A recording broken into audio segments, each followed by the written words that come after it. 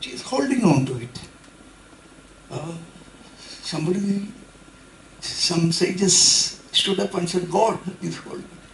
The scientists said that no, we don't have evidence for that. So here comes the question. The scientists are also coming to a big point. And we asked, can you say what it is? We asked for a hard, slate, and then chalk and wrote. It is hard science. No answer for it. Scientists have no answer for it. So in that nucleus, it's also found out so many information, but we do not know completely what it is. We have only this, whether the sages are answering it, they can only say the Puranic Upanishad. Shankaracharya has said Maya. So these things are yet to be solved. Scientists have not solved. Sages are also not solved that part. That's what I think. Excuse me, some people may be angry if I say this. It is true. The modern people needs full structure of anything. When you say there is consciousness is the only thing existing, matter doesn't exist, it may not contradict. But there is discussions needed. If somebody is saying only this part of it, the others may not agree with this. Or here also, if these people, this side is only consciousness, this side may not agree.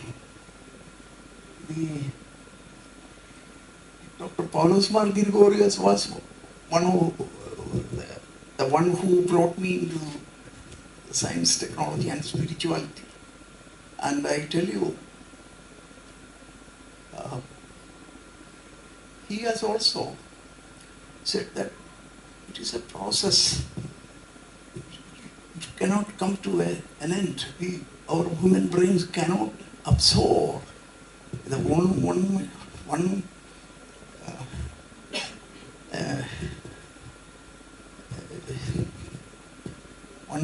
millennium, the Milky Way or universe. There are several million universes. So how do we get all this into our small brain? So anyway, I am coming to Dr. Satish Kumar. He is related, many people have said about his relationship with Kerala. 1957 Kerala government had a Hunaya bill, or means land reformation bill. And, it was a controversial thing. And the chief minister went to discuss with Vinoba Bhave how you are doing this. How we are doing this in a holistic way. We cannot go through the administrative way, but you are doing a great thing. So you must went to see Vinoba Bhave. This great man was sitting next to Vinoba Bhave. And he spoke to E.M. Shankaran. He knows that discussion. Anyway, that was a history.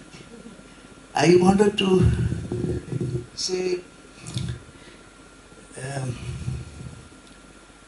he is the mentor for this all sessions, not only this session, any session. He is the mentor. He can intervene and talk to you. He can advise you what is needed. So I introduce Satish Kumar, the member of this conference, and also he is my hero. So please welcome. sit here.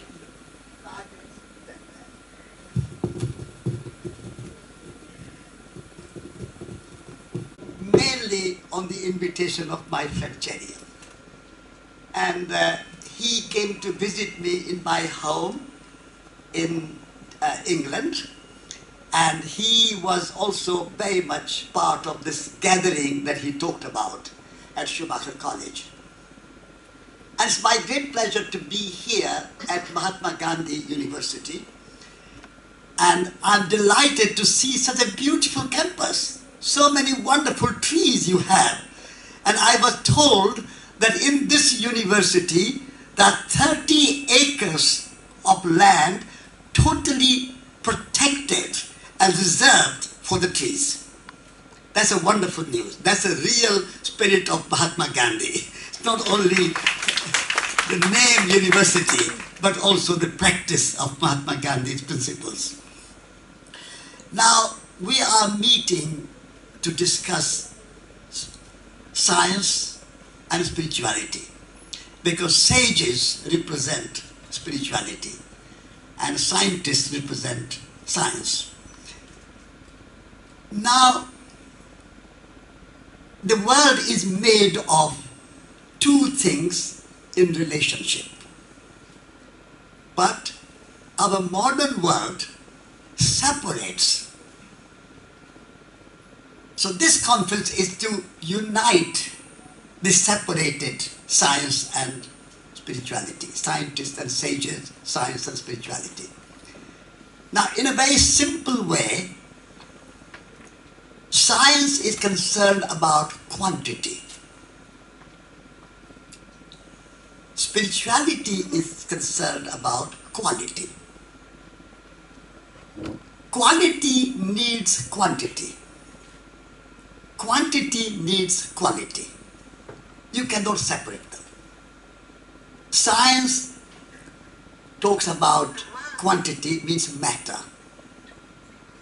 And science talks about quality, which is spirit. So everything is made of matter and spirit together. Quality and quantity together. Scientists do analysis and sages do synthesis. We need analysis, but we need synthesis. So this idea that science goes one way and spirituality is mumbo jumbo, that's kind of irrelevant. And scientists and sages or spiritual people think, oh, scientists are materialists and they don't understand the truth and the reality. I think they both need to come together, and we need to embrace scientific. My teacher Vinoba Bhave, you mentioned, he was very much of this view. He always talked about how science and spirituality can come together and work together. Now, in our body, we have two organs of two hands. You don't work with one hand, two hands. Two legs, we don't walk with one leg. Two eyes, 2 ears, 2 lips. Also, we have 2 brains. Left hemisphere of the brain and the right hemisphere of the brain. Majority of our education, most of the universities in the world only teach left hemisphere of the brain. The left hemisphere represents more rational, more analytical, more administrative, more bureaucratic, more managerial aspect of our reality. The right hemisphere of the brain represents more intuitive, imaginative, creative, poetic, artistic, that hemisphere. Now, in our education, we are only or mainly most of the universities, Mahatma Gandhi University may be an exception, but most of the university, we try to educate our children, and not only universities, but also schools and colleges. We try to educate our young people to develop their left hemisphere of the brain. And that's a kind of scientific, analytical, rational, administrative management seeking a job. So most of the university, when you go to university, you are training to get a job. Students want, after my university, I have a degree, I want a job. That is mainly left hemisphere of the brain. So,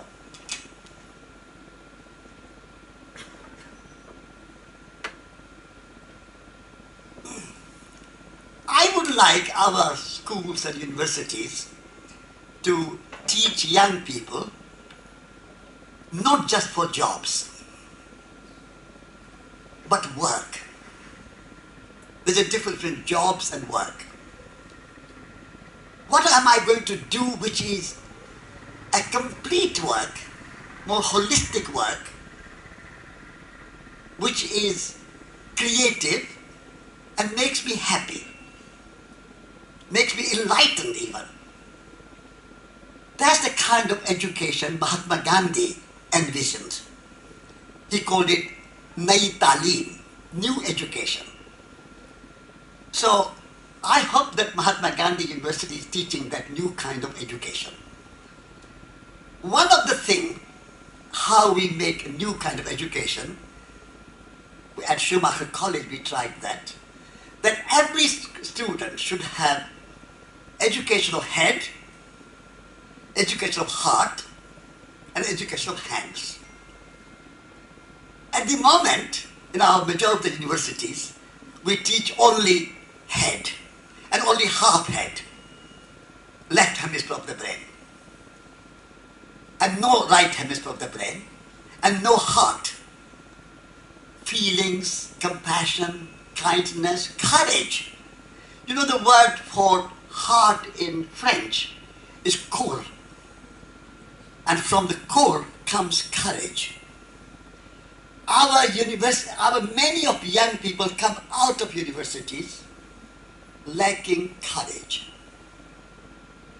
fearful, doubtful. How am I going to live?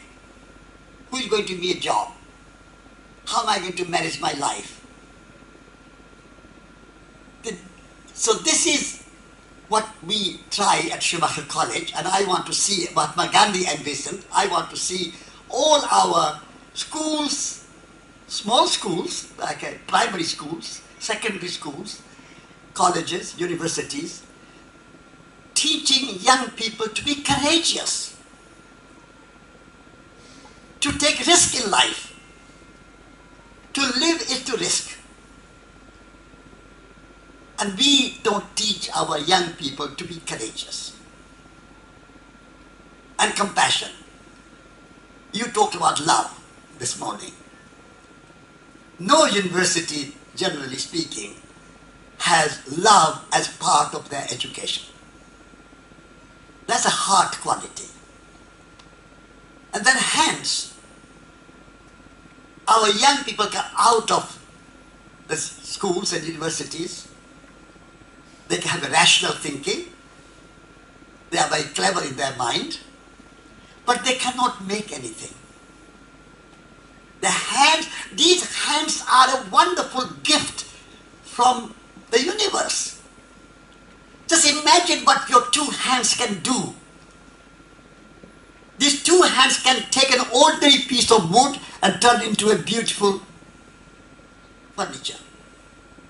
Ordinary piece of clay and can turn that into beautiful pot. Ordinary color, ordinary brush, ordinary canvas, and you can make a great painting. These two hands are a wonderful gift to us in the universe. And most of the universities in the world, not only India, but Europe, America, everywhere in the world, we are thinking hands are just useless. Everything has been done by machine. And in order to make a machine, you need lots of minerals, to do a lot of mining. And in order to run the machine, you have to need a lot of fossil fuel. You have to mine the coal. You have to dig the wells, dark oil from the ground. And you know the dark oil coming from the ground is a dark energy. And I call it underground. I mean, metaphorically speaking, the hell is underground. And so our energy coming from the hell, the coal and oil, the dark energy is coming from the hell. And therefore, if energy coming from the hell is creating hell on earth. And so we have global warming, we have climate change, we have pollution, we have waste. All that is created by this huge technological so-called development, so-called progress. And we have lost our hands. There are 8 billion people on this planet. 16 billion hands. What are they doing? Of course, in rural areas, people are using their hands. They are building houses, they are growing food, they are making pottery, they are making furniture. But in a city like Kottayam or Kolkata or Mumbai or London or New York or Paris or Moscow, we just sit behind the desk and maybe use 2 thumbs on our smartphone or computer and nothing much more. I live in England. You don't cook food anymore. People don't know how to cook food. Lots of supermarkets you go to. And a ready-made cooked food in the machine, microwave. And you buy ready-made food in a plastic package. And bring it to your home and sit in front of a computer, watch the computer and eat your sandwiches. Many houses are now being built without a kitchen. Can you imagine? Kitchen is out of date. So I would like our education, what Mahatma Gandhi said, Nai Talim, is to use hands. Making is not just a job, it's a pleasure. I'm 89. I cook. I garden. I do washing up.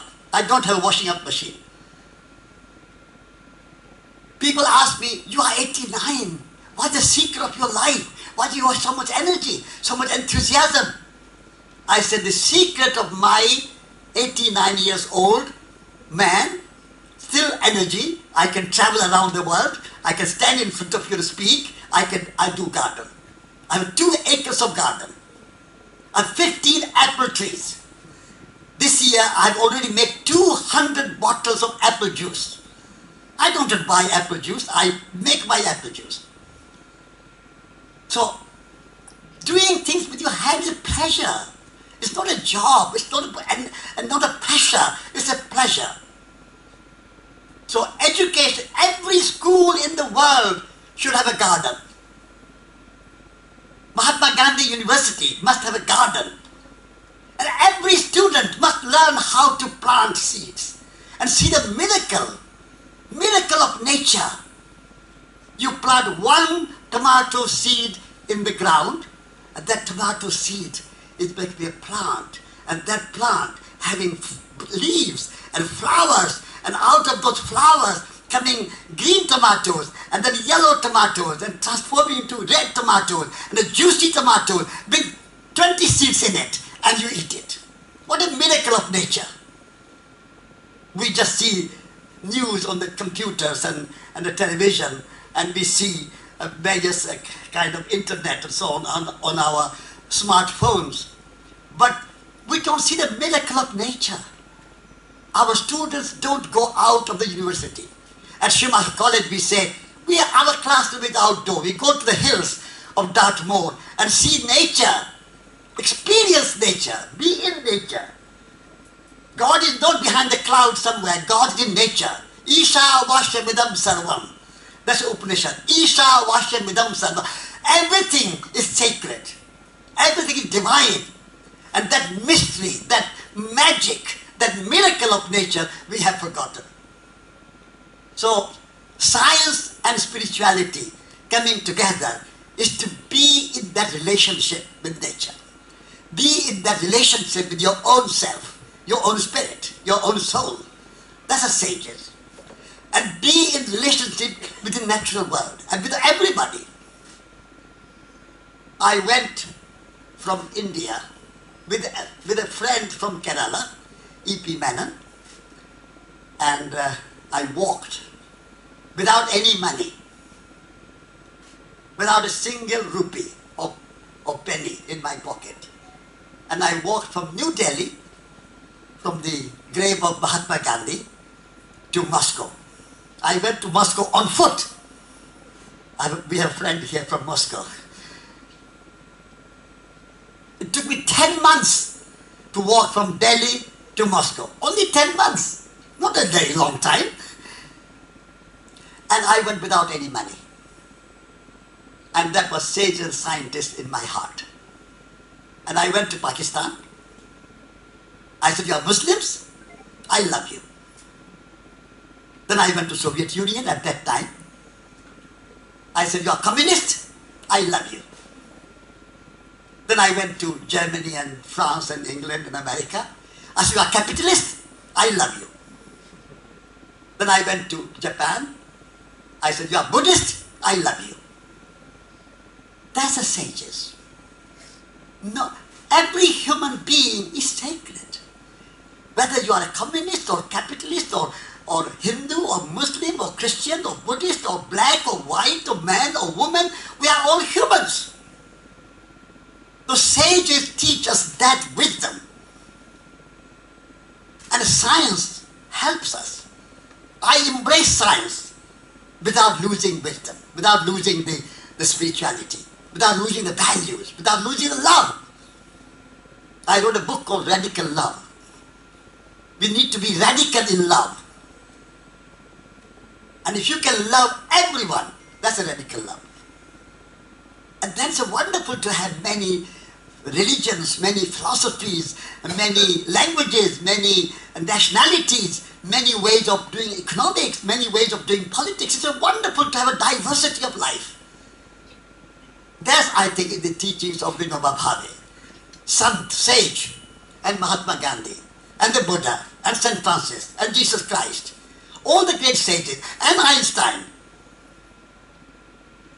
When Mahatma Gandhi was shot, Einstein said, paying his tribute, to say that it will be difficult to believe that a man like Mahatma Gandhi walked on this earth. That was the tribute of scientist. So Einstein was not just a scientist, he had a spirit in his heart. So I would say that we need to embrace science and spirit together and bring education of head, heart and hands together. This separation, this dualism, this disconnection, this lack of relationship is not going to make us happy. Only when you are in a relationship you are happy. You love your wife, you love your children, you love your husband, you love your mother, you love your father, you love your friends, you love your neighbor. That relationship makes you happy. You have lots of money but no friends. You are not going to be happy. You have lots of money but your wife is deserting you or divorcing you. You are not going to be happy. You have lots of money and lots of houses, lots of cars, but you have no neighbors hate you and you hate neighbors. You are not going to be happy. Happiness comes in relationship. When I have my friends, I have my husband, wife, children, parents, neighbors, everybody I love, I'm happy because I love everybody. Whether I have money or not doesn't matter. I never think of money.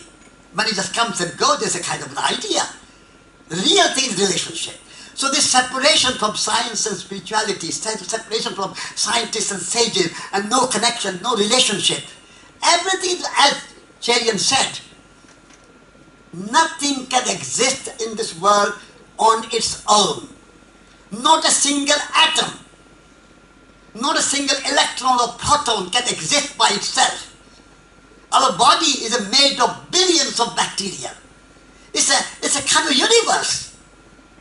We are made of sun and the moon and the rain and the earth and the air, the fire and the water, the consciousness, the spirit and the relationship and many, many millions of things. Relationship is the key to all our existence. And we have forgotten that. Individualism, separation. I'm a Hindu, you are a Muslim, I'm a Christian, you are a Buddhist, I'm a communist, you are a capitalist. I want to have a diversity and unity dancing together. Do not separate diversity and unity. The moment you separate diversity and unity, unity becomes uniformity. And diversity becomes division and conflict. We should embrace diversity and not turn into division and conflict. And we should embrace unity and not make uniformity. Everybody wearing same jeans and everybody drinking same Coca-Cola or everybody drinking same McDonald's or everybody same. Wearing same jeans, blue jeans and same dress. I mean, India is a country and a culture of diversity. And nature is diversity. We are all humans.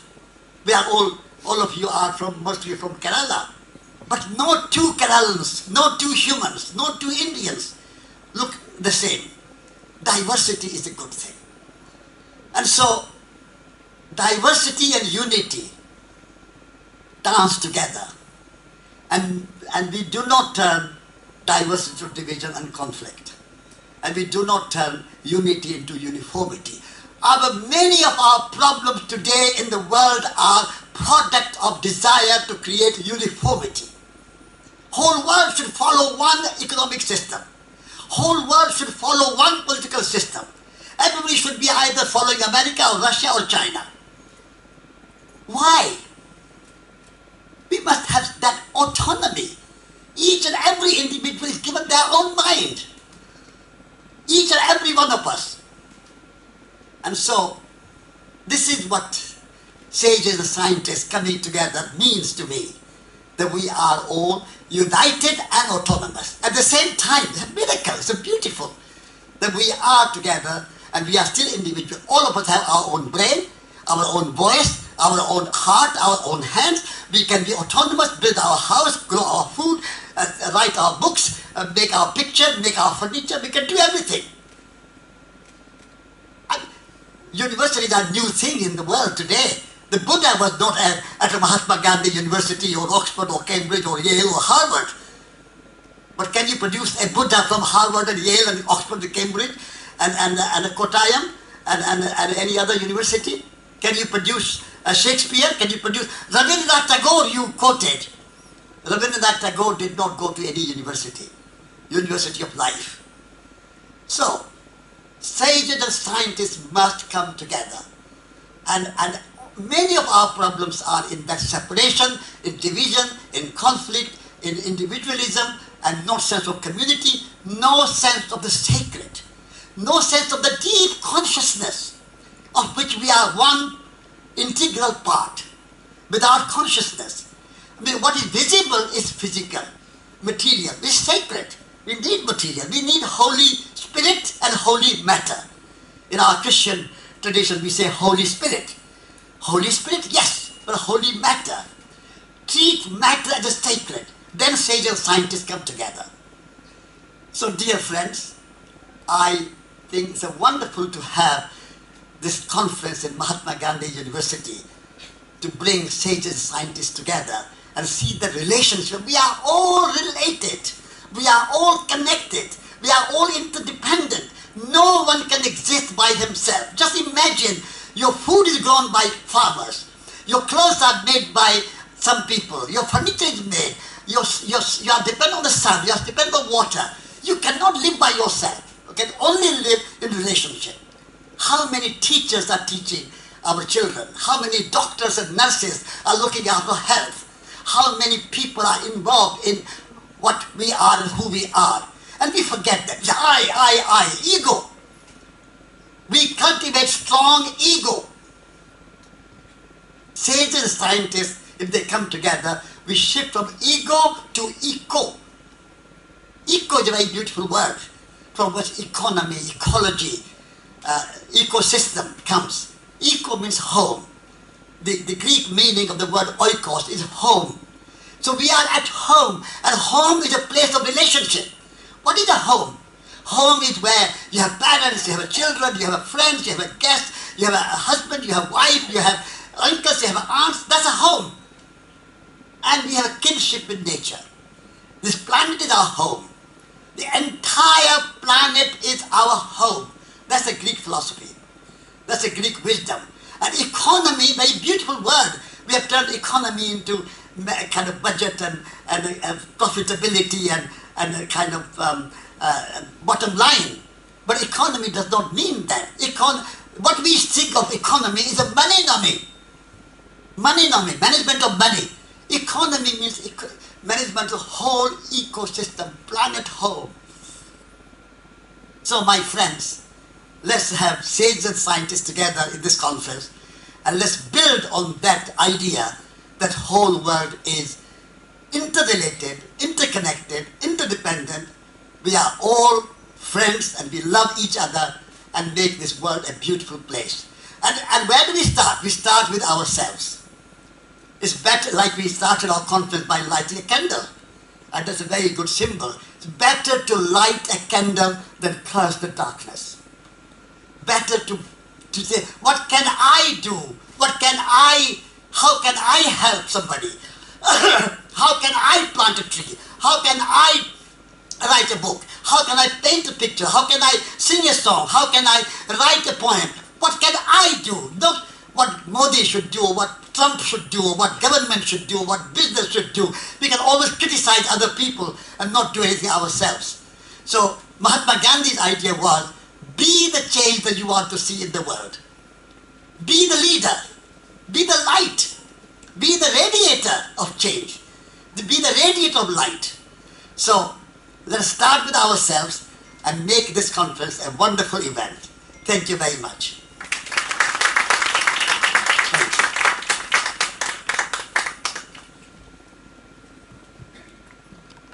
Hello everyone.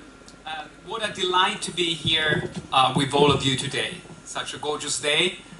And I'm most grateful to be here in India again. Such an extraordinary land with a very deep wisdom and history, and the land of Mahatma Gandhi. I'm most grateful to be honoring today in this conference. And this conference is so beautifully organized with such an amazing panel of sages and scientists brought together. And I'm most touched and blessed by the remarkable opening and inauguration and the talk address, the very inspiring words from Satish. Thank you. So namaste and good morning again to everyone. I'm Paolo Moli Fletcher. I'm a strategist, I'm an educator, and I am a seeker, like probably most of you here today. And I would like to open up a reflection as we set the stage to create a sustainable future today. A reflection around three concepts, three words that are so vital today in this world. Wisdom, consciousness, and peace. How these three come together to integrate, to heal within ourselves, among one another, and in the world at large. So, before I begin, I would just like for you to just create space and breathe into these three words: wisdom, consciousness, and peace. And there's a lot of wisdom here in the room. There's probably a great sense of consciousness, and maybe also a longing for peace. So I would like to invite each and every one of you to just breathe for a moment. Breathe into these three words. So take a deep breath. And just breathe into the ground, into the land. And as if your feet were roots, breathe into the earth. And from the earth, breathe up along the spine, up to the crown, like if you were a tree reaching up to the sky. Now breathe into the center, to the center of your being, right into your heart, where the above and below, the earth and the sky, meet. Just stay there for a little while.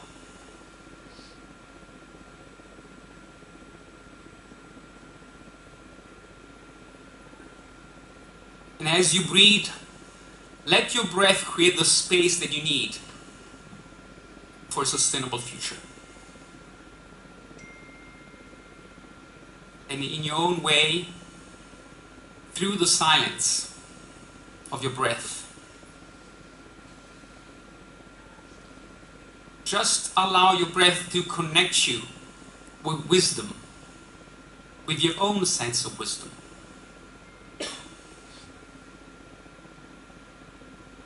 What do you see? What do you sense wisdom is for you? In your work, in your leadership, in the world at large. Just breathe. Feel.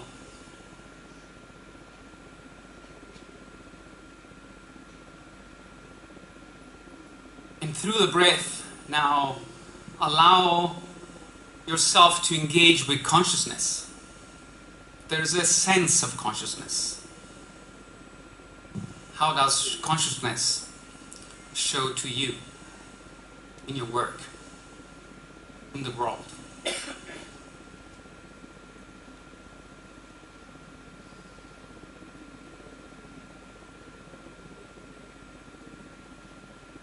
And finally, as you breathe, breathe into peace.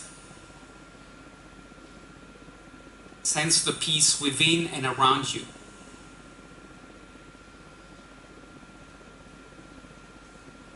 How does it come? How does it show up in you? What do you sense when there is peace within and around you?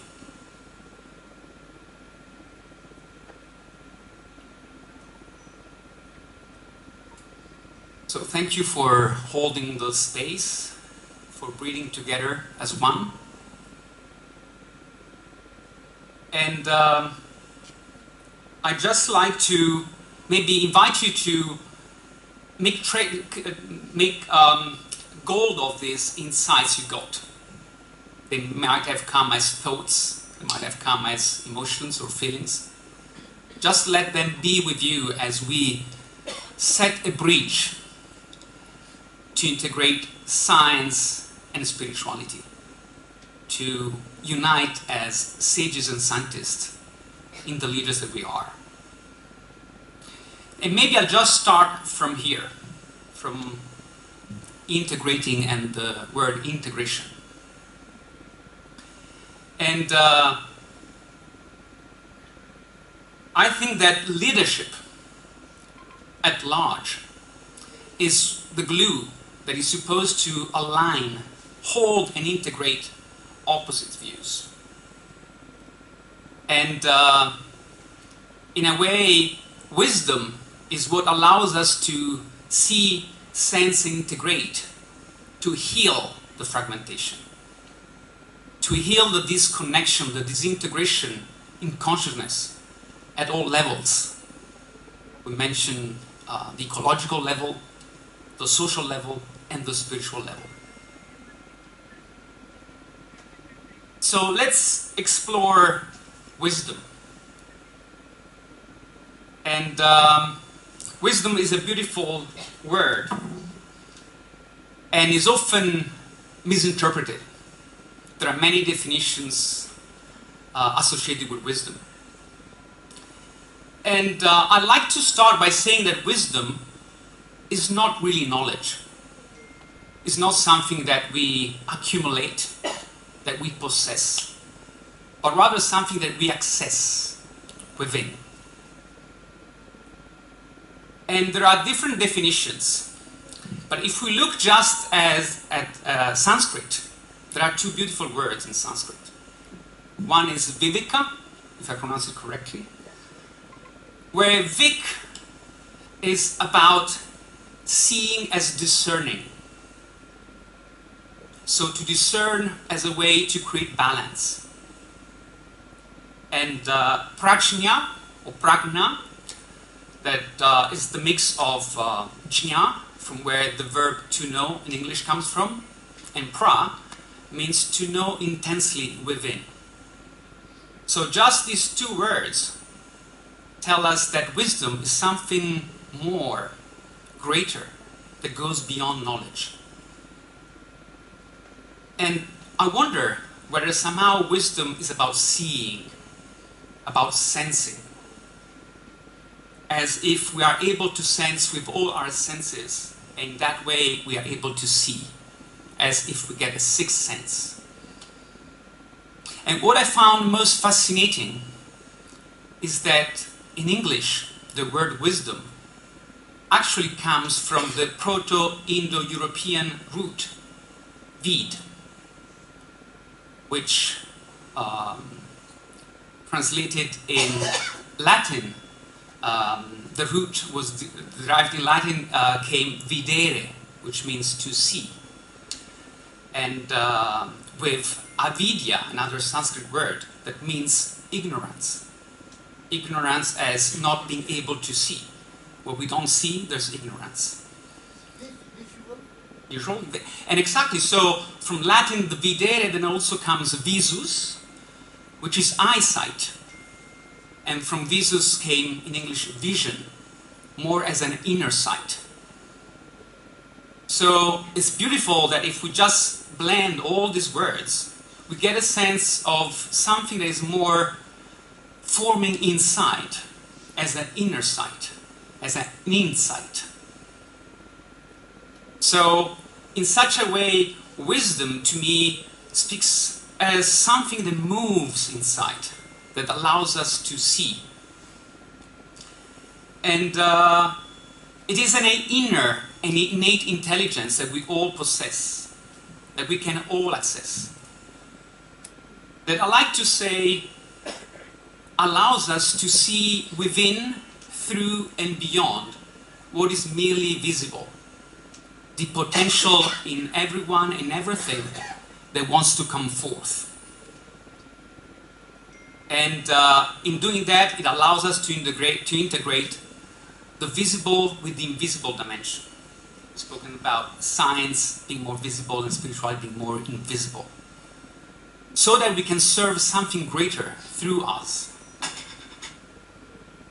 And so what if wisdom is what allows us to see, to sense into a greater reality, into a bigger picture, and allows us to engage with consciousness at large? So I'd just like for you to just sit with this inquiry. What if wisdom is what allows us to see a greater reality and engage with consciousness? And what is consciousness?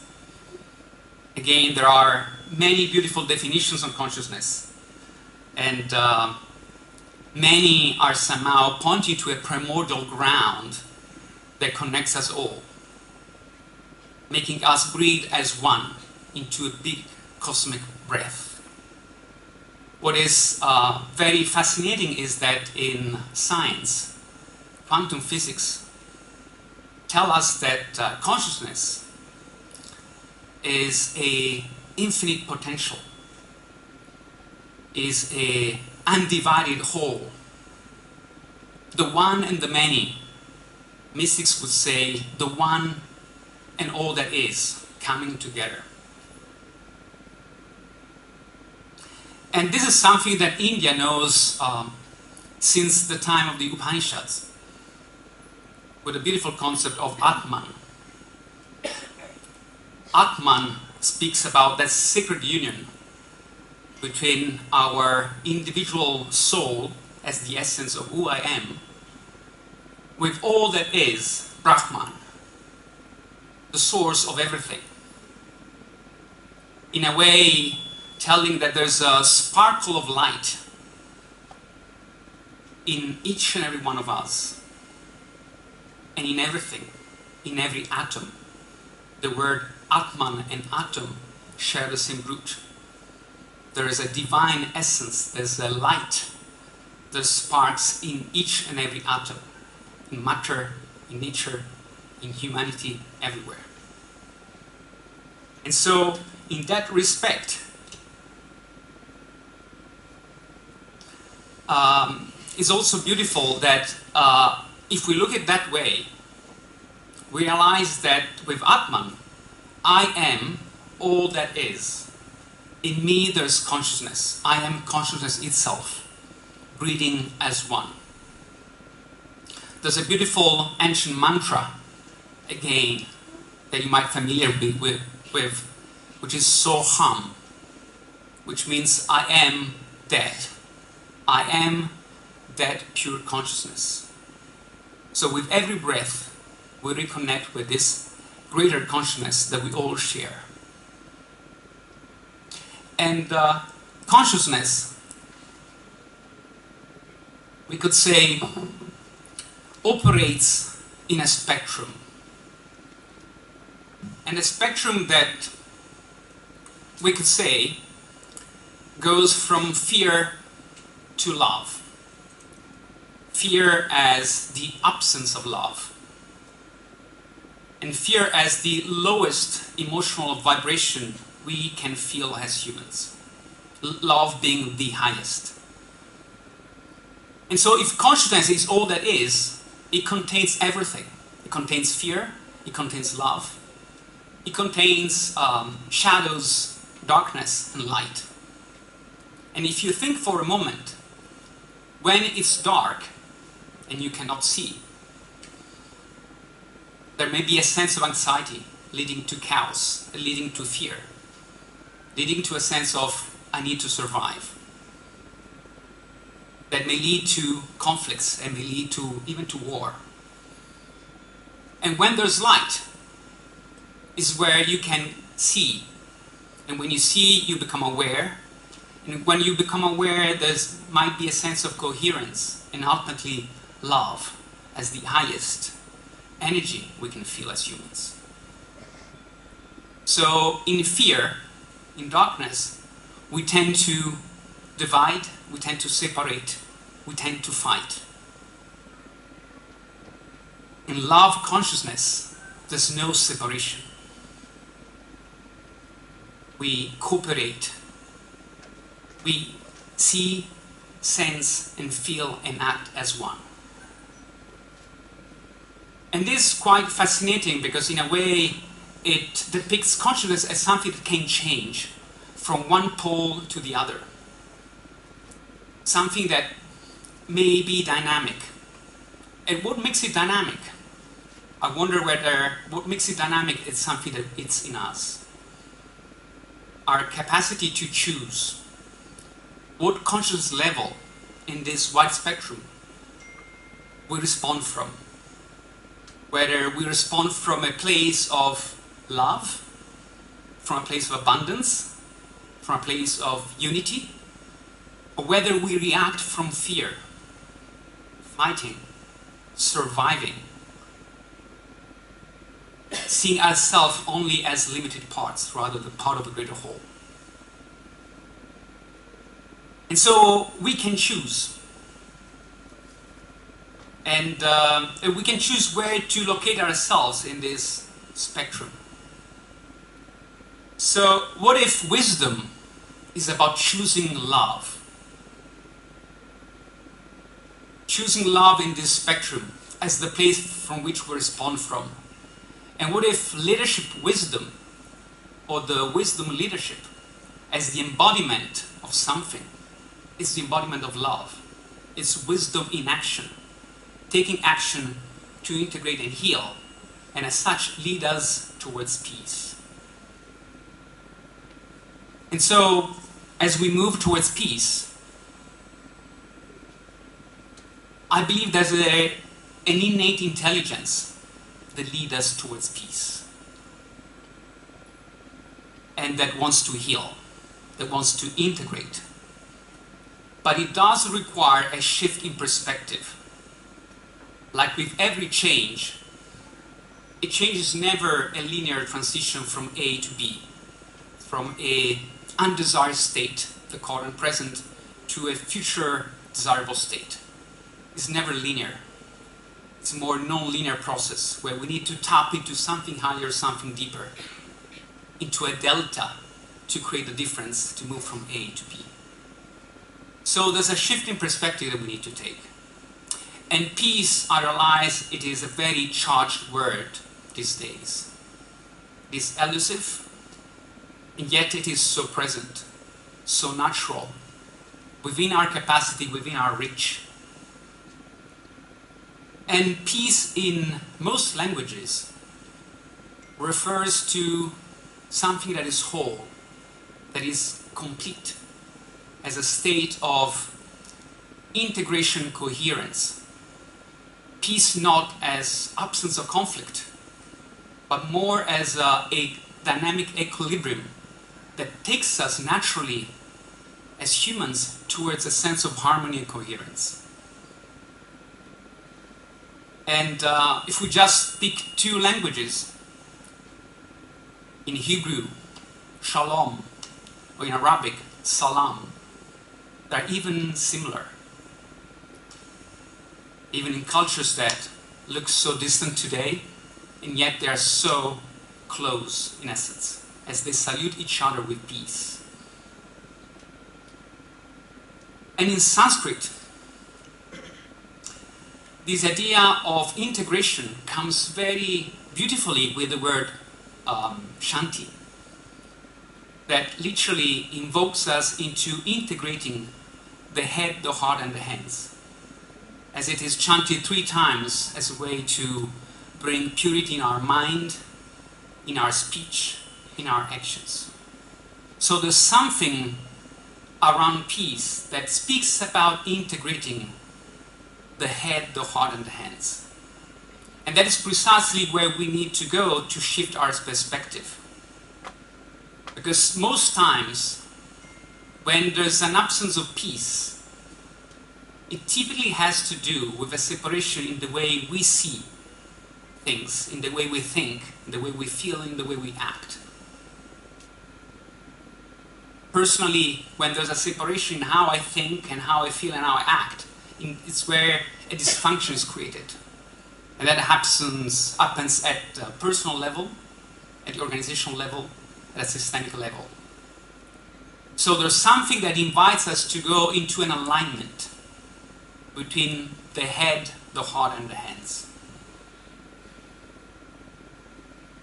As essentially peace comes when we integrate and the spirit comes into our body, and when we align vertically.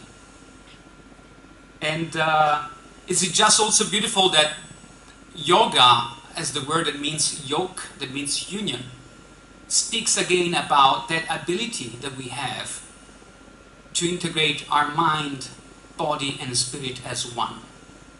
And doing that, be able to operate at a different level. And reconnecting with what is most sacred within ourselves.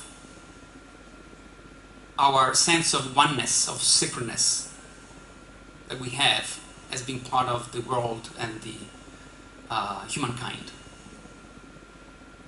So, for peace to happen, wisdom invites us actually to shift our perspective, to create that consciousness shift.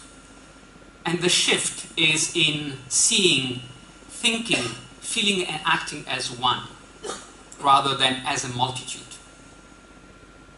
Can I see myself not only as an individual, isolated individual, as a part, as isolated part, but can I see myself as being a human being?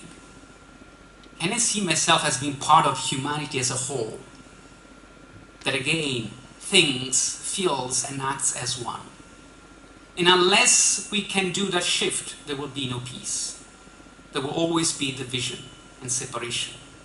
It's only when we are able to shift from seeing things not from my limited ego perspective, but from my perspective as being human with other fellow humans. And recognizing that there's a thread that unites us all, which is not only the air, but it's love, the love that we feel, that makes us human, that makes us really human, different from machines, different from AIs, that capacity to sense, to feel, to see things from a quantum consciousness field, if you like.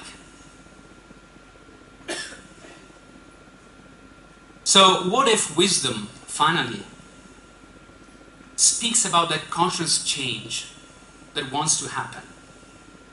To see ourselves as human and humankind as a whole, to think, feel and act as one human being, to restore a human alliance for peace.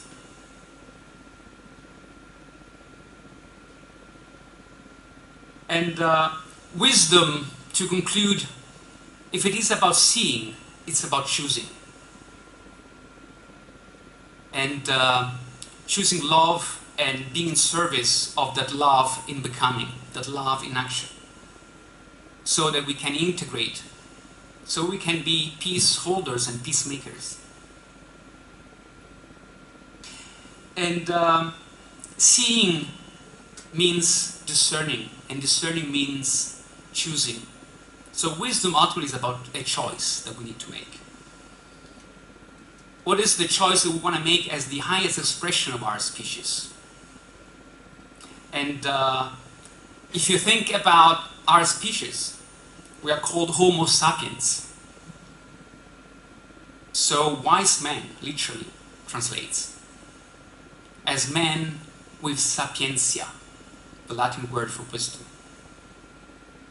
So beings with embedded within wisdom, as that capacity is inherent, is within us.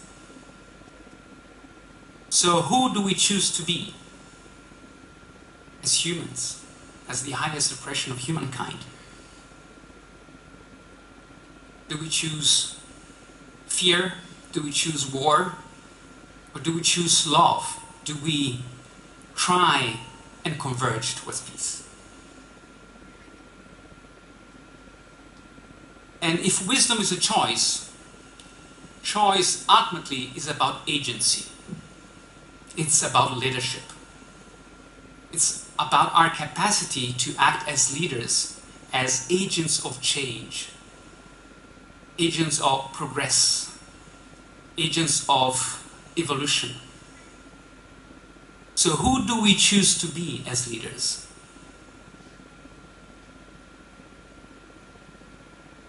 That choice is not an insignificant choice. It's ultimately a choice between war or peace. And leadership is about alignment, aligning around a vision, holding a vision that opens up new possibilities for a better future, for integration rather than separation. So leadership in one way is ultimately about integrating and healing, as reconnecting with the whole.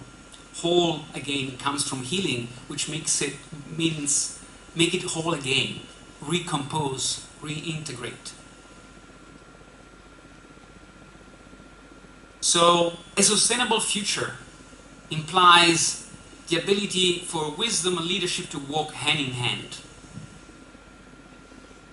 We need sage and sages to hold a light, a candlelight, so others can see.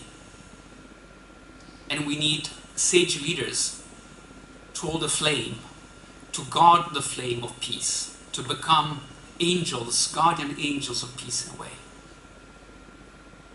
So, in a way, it is only by showing the light to others that we can remove fear, that we can reduce the darkness, we can reduce the ignorance, the avidya, and open up for love to inform our actions and to elevate our consciousness.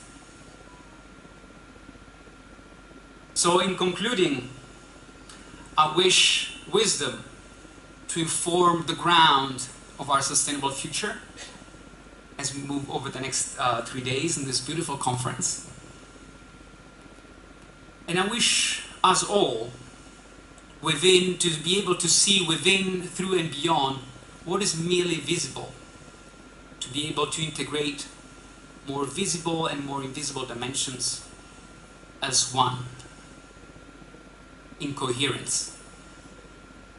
And I wish us all in the world, whether we are past, present or future leaders, to step up in becoming guardians of the flame of peace.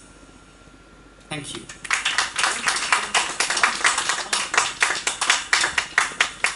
Thank you, sir. That was so insightful.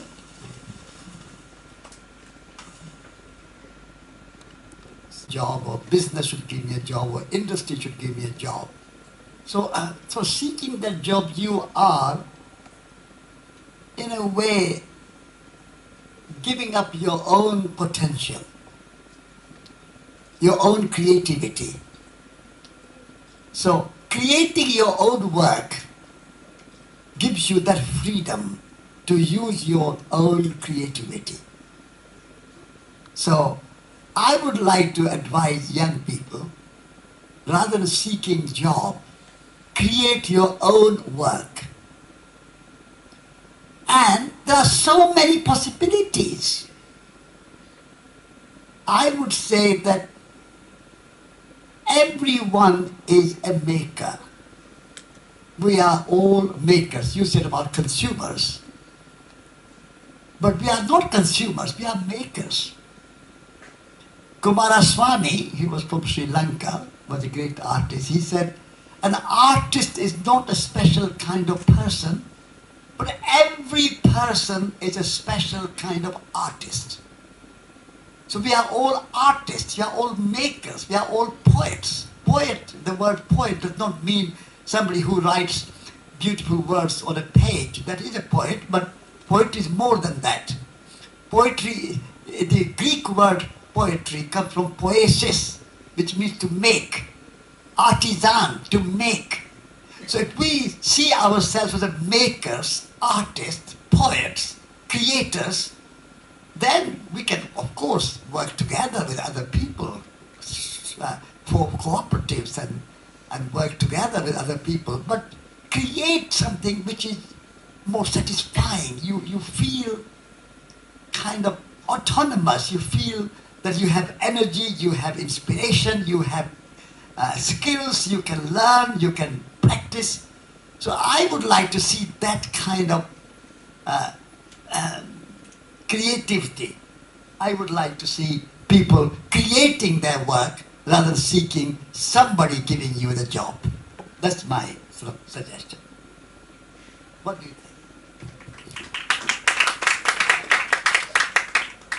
Well, I can only second that, Satish. And I think what stands for me is that creating, being artists of our own life, what connects us most to creation, to the creator, to really feel ownership and responsibility and be really honoring the fact that we are humans that can create. Yeah, I just pause here.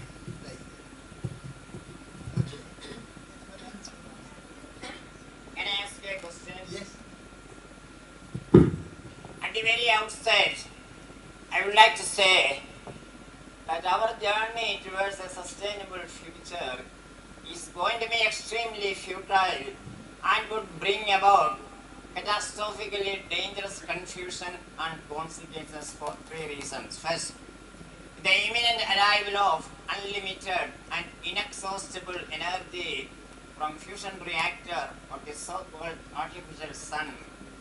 otherwise we call EAST, experimentally advanced superconducting tokamak, will bring about total unemployment around the world, and a society without jobs will take the human beings to a state of restlessness, confusion, civic war, and total destruction. Point number 2.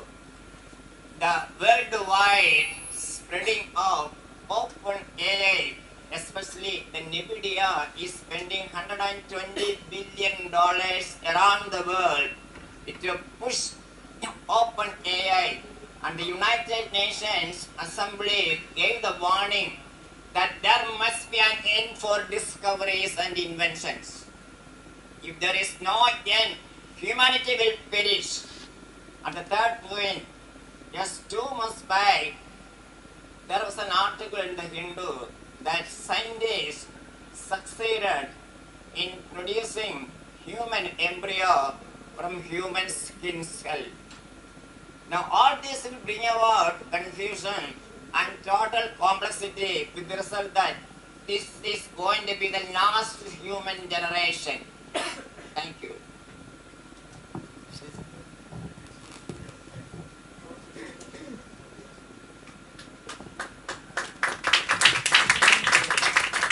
Yeah.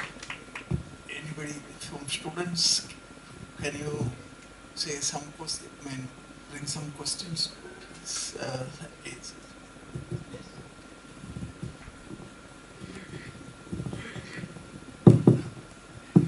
Hello.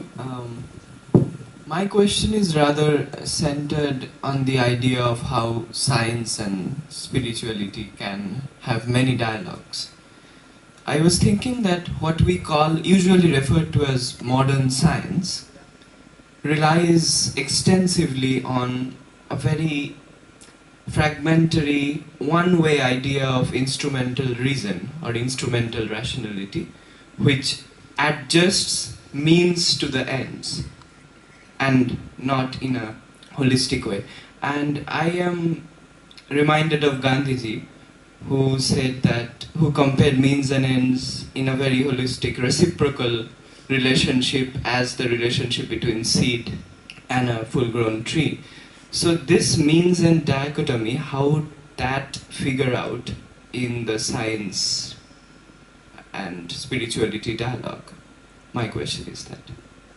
So in a way, your question is about means and ends.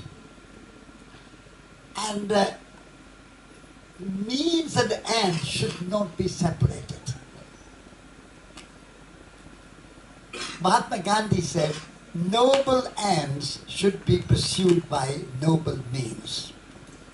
And when you use, like our friend said about AI, when you use any means, as long as we have some ends good, then I think we lose that holistic approach.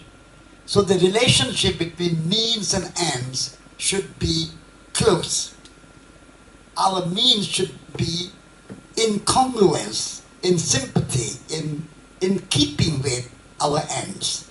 So if you want to achieve a happy society where people are creative and imaginative and artistic and contented and making good things, then our means should also be congruent to that. So means and ends should work together. Yeah, I love this notion of means and ends working together. And I think in your metaphor, speaking about seeds and fruits, a seed is both a mean and an end itself, as a fruit. It all depends on the perspective we take. And in such a way, ourselves as humans can be both means and ends. And we probably are means towards an evolution of our consciousness, of our species, rather than simply ends in, accumulating power and resources just for our own sake. For example, at the moment, we are using nature as a means to an end. Nature is separate, first of all, we think, The nature is out there, the trees and the mountains and the backwater and the oceans are nature. We are not nature.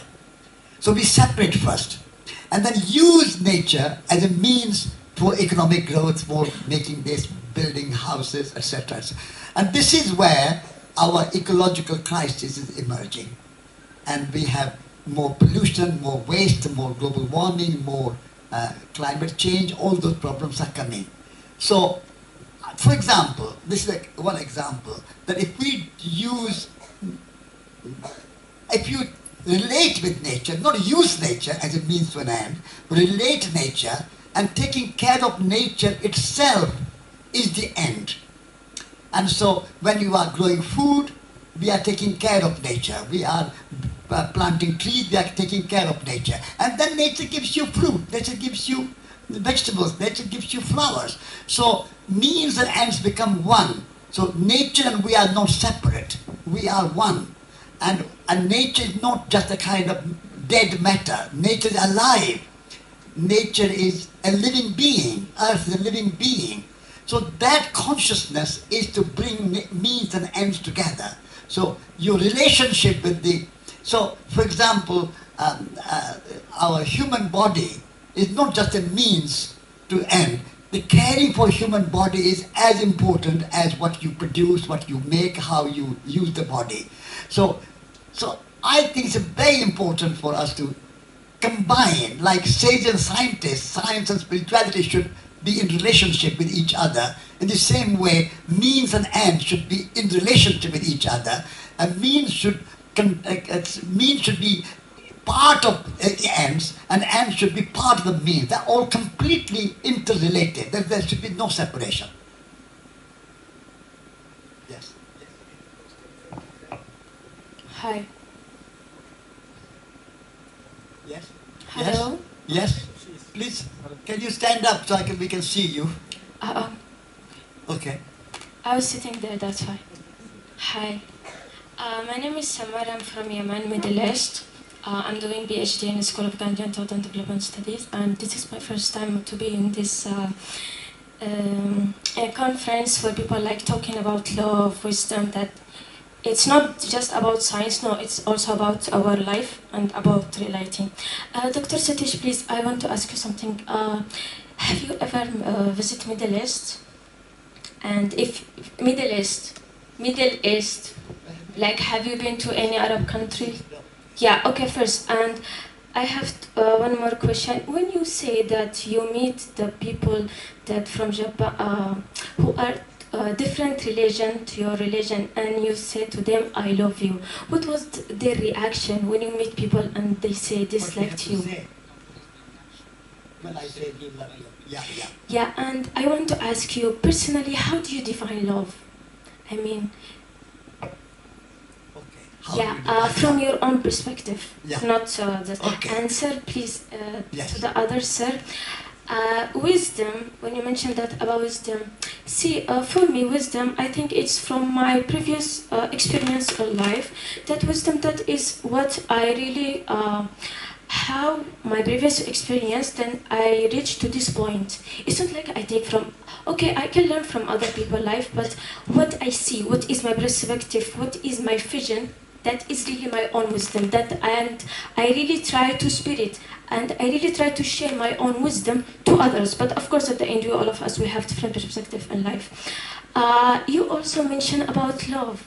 What is your define about love? Because really, this is the vibes I'm getting in this room, like how is the science and it's integrating with our emotion as a human, as you mentioned before, that machine and AI and all of this, and also how sir, when he mentioned about that, it maybe this is the last generation in the humanity that later on there will be no job for us. It's like, imagine, I finish my PhD, then I will be jobless because of AI.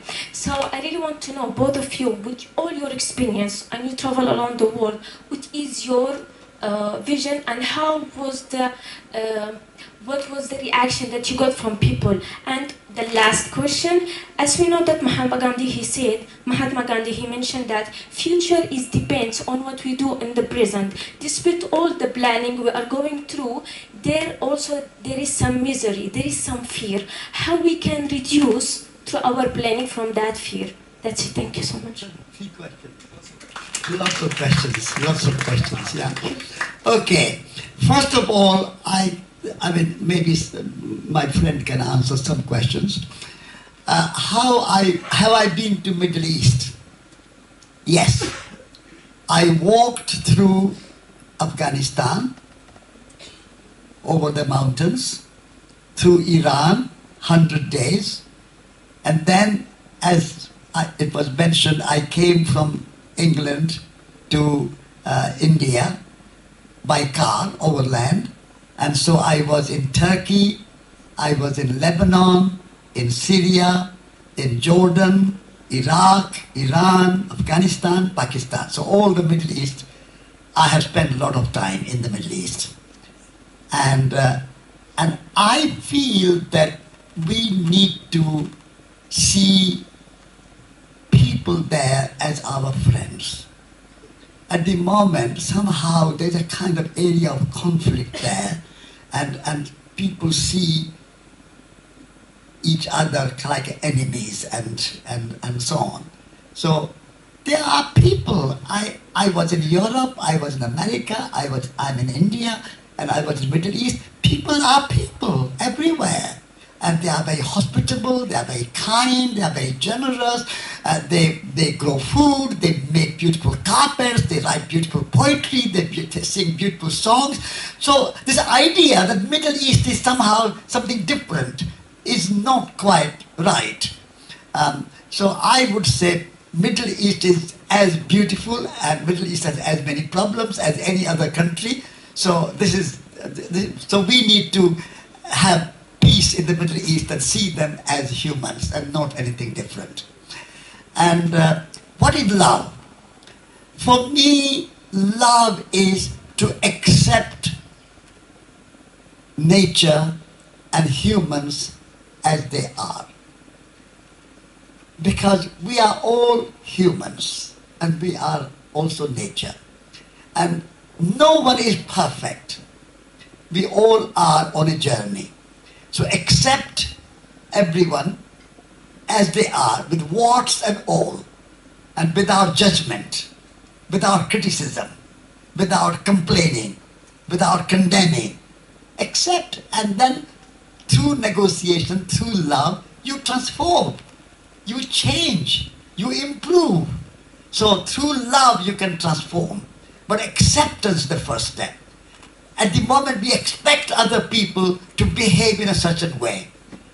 And whenever you expect somebody to do something and they don't behave like you want them to behave, as you expect them to behave, then you are disappointed. So we are living in a world of disappointed people around the world. And so if you want to not be disappointed, then accept people as they are, accept nature as it is. I mean, we have storms, we have earthquakes, we have clouds, we have heat, we have cold, we have everything in the world. And we accept nature, we accept weather, we accept humans.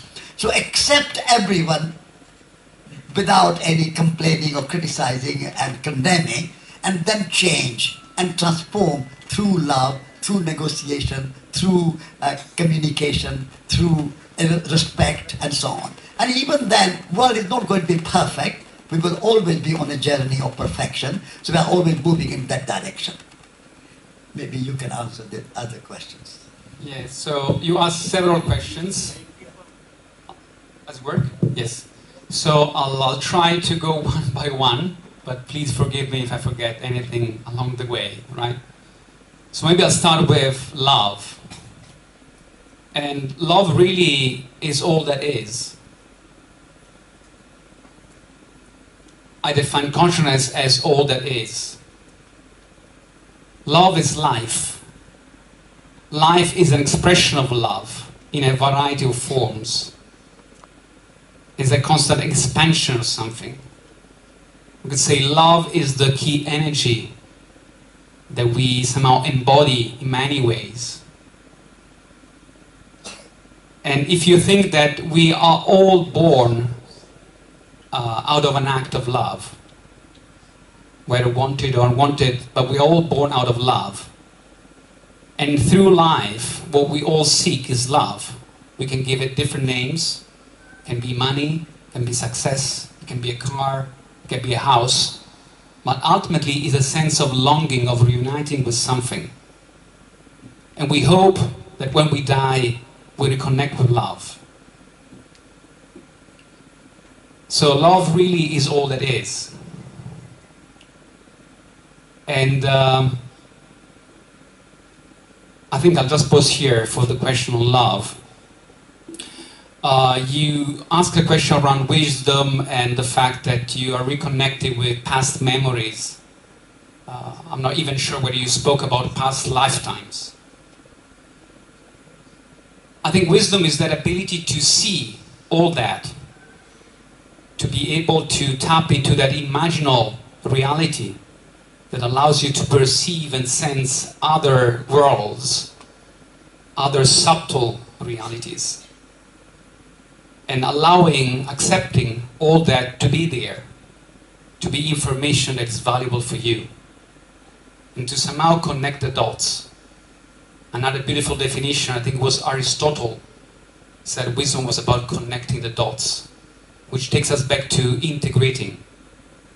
I think the most beautiful word in science and sages and scientists is the and that connects the two, rather than or.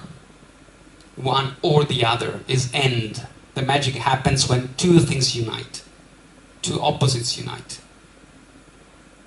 And moving to the third question, which I think was connected to the beautiful questions before from the gentleman around AI mostly.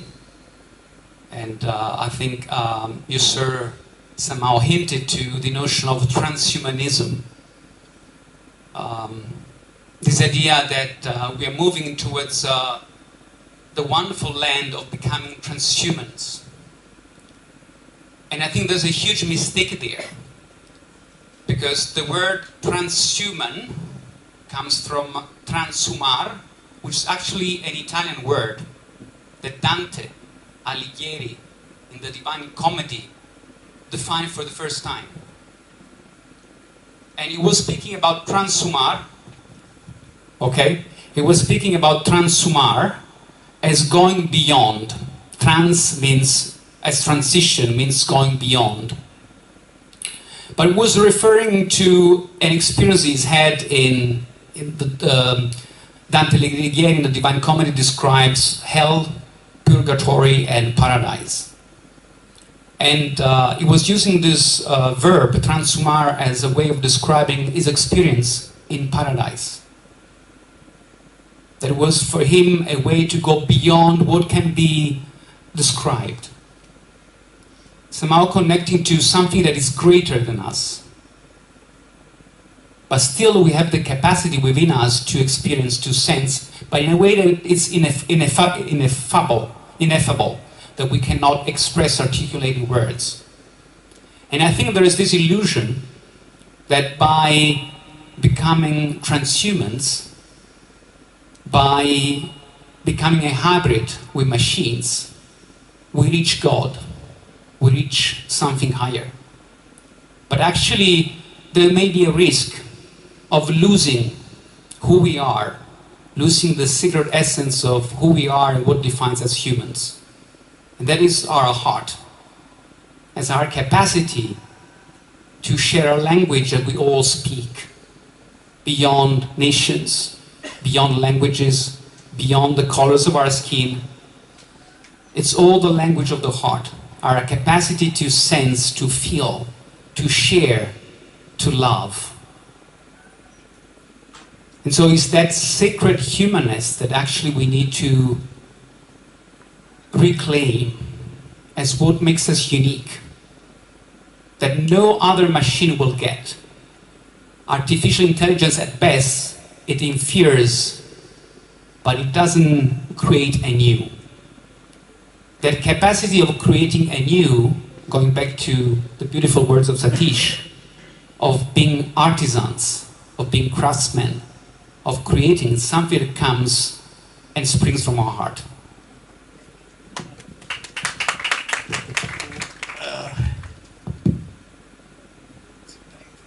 lunch. So I would like to continue this discussion after the sessions. People can meet them, and let us conclude this session. Right? And you want to say? We now have the honor of presenting shawl and memento to Dr. Satish Kumar as a token of our appreciation. I request Dr. Cherian Eapen, the chair of sessions, kindly present shawl and memento.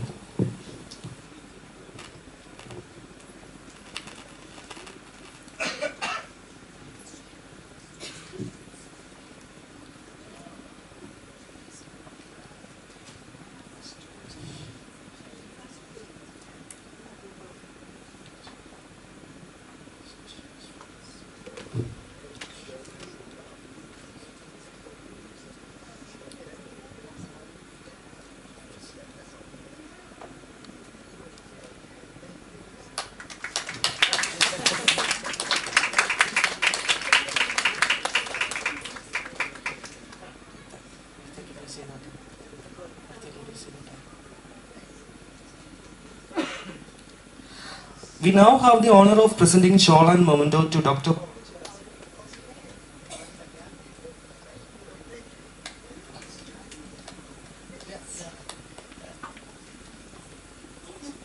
We now have the honor of presenting shawl and memento to Dr. Paulo Merli Fletcher as a token of our appreciation.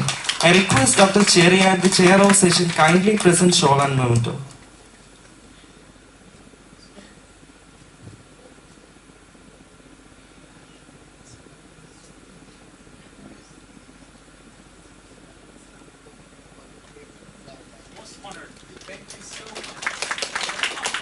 I invite Dr. Cherian Eapen to kindly receive a token of appreciation from Professor Naushad PP, the convener of the conference, for chairing the session.